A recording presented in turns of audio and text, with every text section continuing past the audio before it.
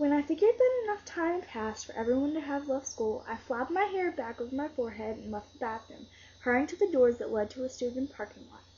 Everything seemed all clear. There was just one random kid wearing those seriously unattractive gang wannabe baggy pants cutting across the far end of the lot. Keeping his pants from falling down as he walked, he was taking all his concentration. He wouldn't even notice me. I gritted my teeth against the throbbing pain in my head and bolted out the door, heading straight for the little bug. The moment I stepped outside, the sun began to batter me. I mean, it wasn't a particularly sunny day. There were plenty of those big puffy clouds that looked so pretty in pictures floating around the sky, semi-blocking the sun. But that didn't even matter. I had to squint my eyes painfully and hold my hand up as a make-believe sunblock against even the intermediate light. I guess it was because I was focusing so hard on the pain that ordinary sunlight was causing me that I didn't even notice the truck until it squealed to a stop in front of me. "Hey Zoe, didn't you get my message?" Oh crap, it was Heath. I glanced up to look at him from between my fingers, like I was watching one of those stupid slasher movies. He was sitting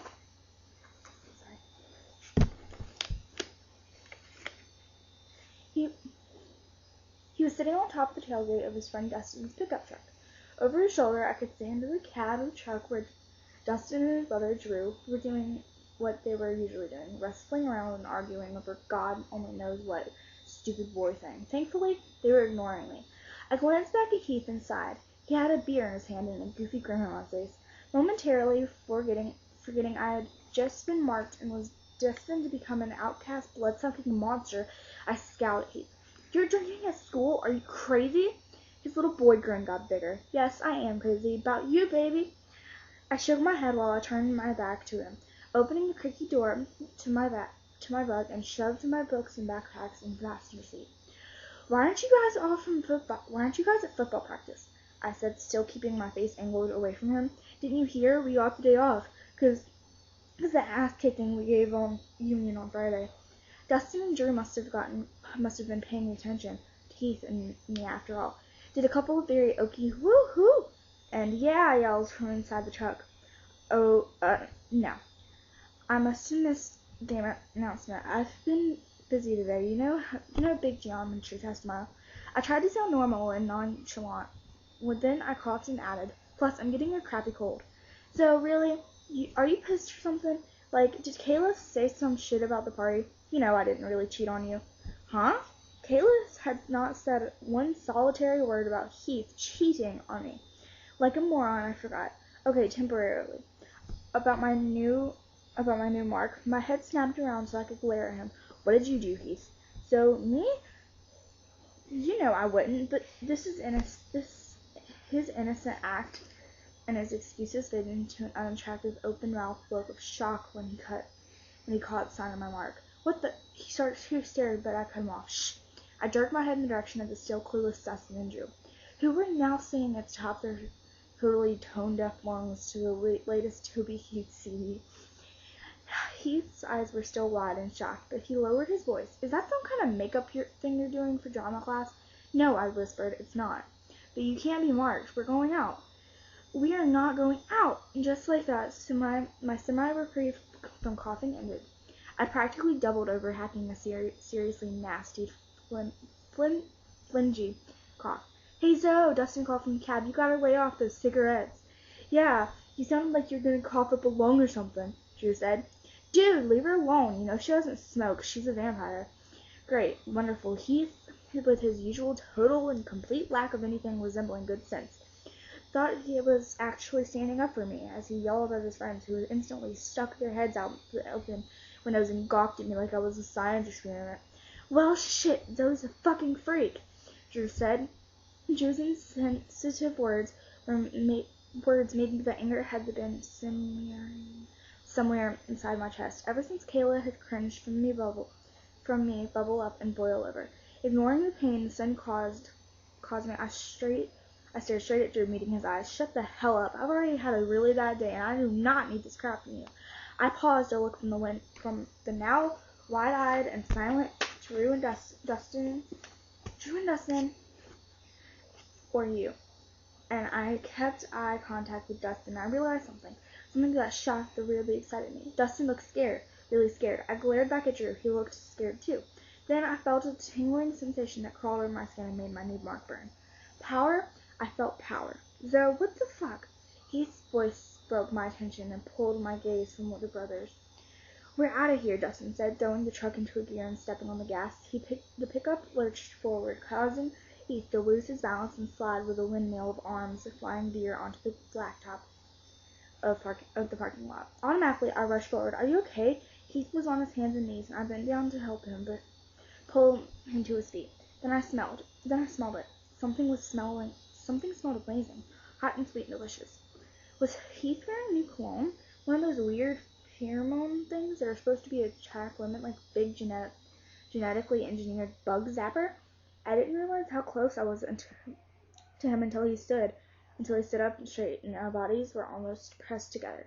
He looked down at me, a question in his eyes. I didn't back away from him. I should have. I would have before, but not now. Not today. Zoe, he said softly, with his deep voice and husky, you smell really good. I couldn't stop myself from saying. My heart was pounding so that I could hear its echo in throbbing temples. Zoe, I really miss you. We need to get back together. You know I really love you. He reached up to touch my face, and both of us noticed the blood that smeared on the palm of his hand. Ah, shit. His voice closed off when he glanced at my face. I could only imagine what I must look like, with my face all white, my new mark blazingly outlined in sapphire blue, and my eyes staring at the blood on his hands. I couldn't move. I couldn't look away. I whispered.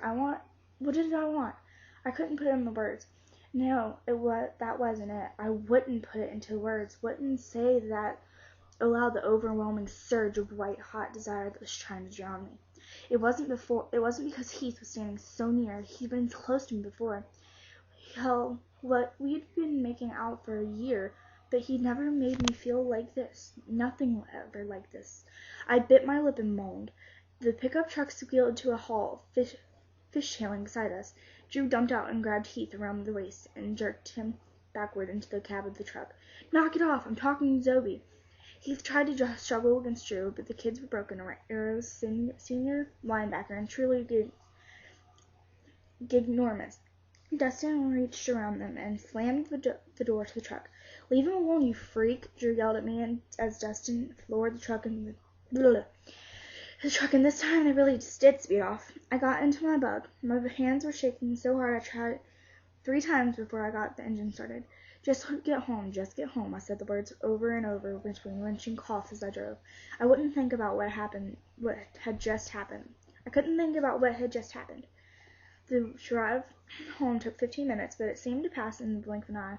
Too soon, I was sitting in the driveway trying to get ready for the scene. I knew sure as lightning follows thunder was waiting inside for me.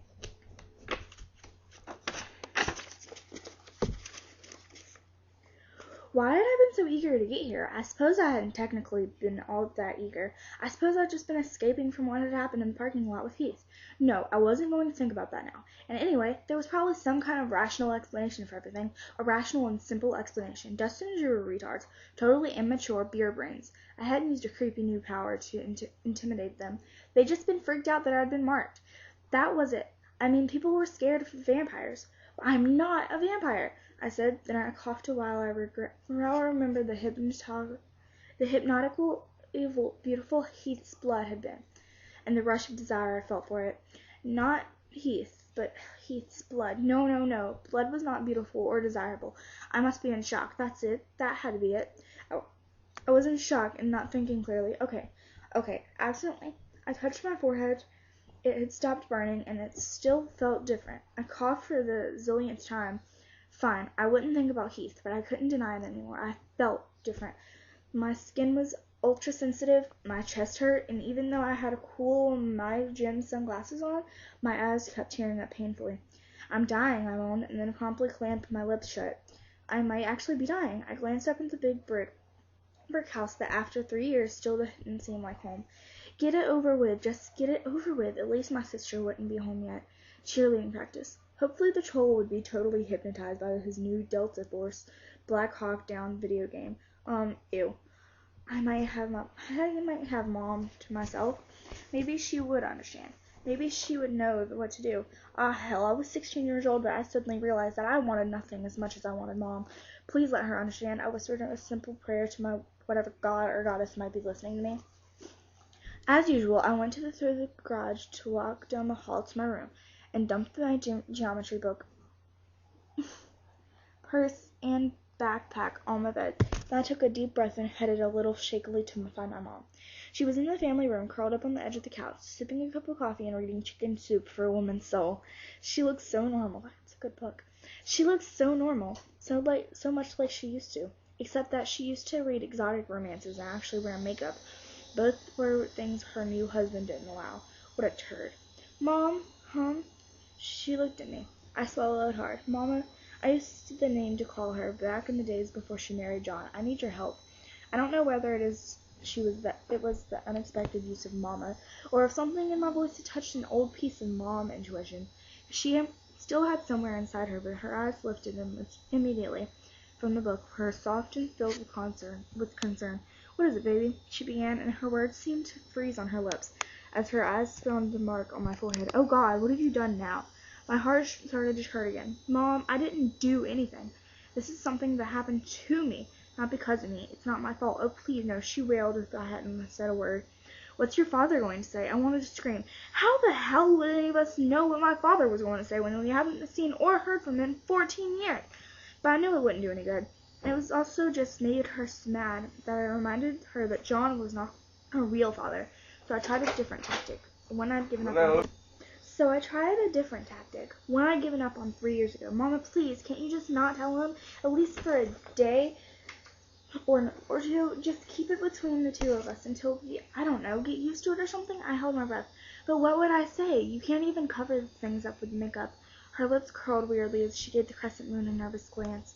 Mom, I didn't mean that I'd stay here while we got used to it. I have to go, you know that. I had to pause while a huge cough made my shoulders shake.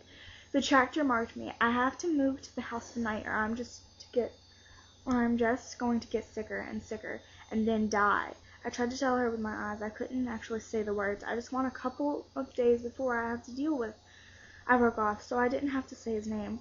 This time purposefully making myself cough, which wasn't hard. What would I tell your father? I felt a rush of fear and panic in her voice. Wasn't she the mom? Wasn't she supposed to have the answers instead of the questions? Just tell him that I'm spending the next couple days at Kayla's house because we have a big biology project due. I wanted my mom's eyes changed. The concern faded from them all and was replaced by a hardness that I recognized all too well. So what are you going to say? What you're saying is that you want me to lie to him. No, Mom. What I'm saying is that I want you, for once, to put what I need before what he wants. I want you to be my mom, to help me pack and drive with me to this new school because I'm scared and sick and I don't know if I can actually do it all by myself. I finished in a rush, breathing hard and coughing into my hand. I wasn't aware that I had stopped being your mom, she said coldly. She made me feel even more tired than Kayla had. I sighed. I think that's your problem, Mom. You don't care enough to be aware of it. You haven't cared about anything but John since you married him. Her eyes narrowed at me. I don't know how you can be so selfish. You don't realize that all that he's done for us. Because of him, I quit that awful job at Dillard's. Because of him, we don't have to be worried about money, and we have this big, beautiful house. Because of him, we have security and a bright future. I'd heard these words so often I could have recited them with her. It was at the point in our non-conversation that I was usually apologized and went back to my room. But today, I couldn't apologize. Today, I was different. Everything was different. No, Mother, the truth is that because of him, you haven't paid any attention to your kids for the 3 years. Did you know that your oldest daughter has turned into a sneaky, spoiled slut who screwed half of the football team? Do you know that what a nasty, bloody video games Kevin keeps hidden from you? No, of course you don't. The two of them act happy and pretend to like John and the whole damn make-believe family thing. So you smile at them and pray for them and let them do whatever. And me, you think I'm the bad one because I don't pretend, because I'm honest. You know what? I'm so sick of my life that I'm glad the tracker marked me. They called me a vampire at school. The house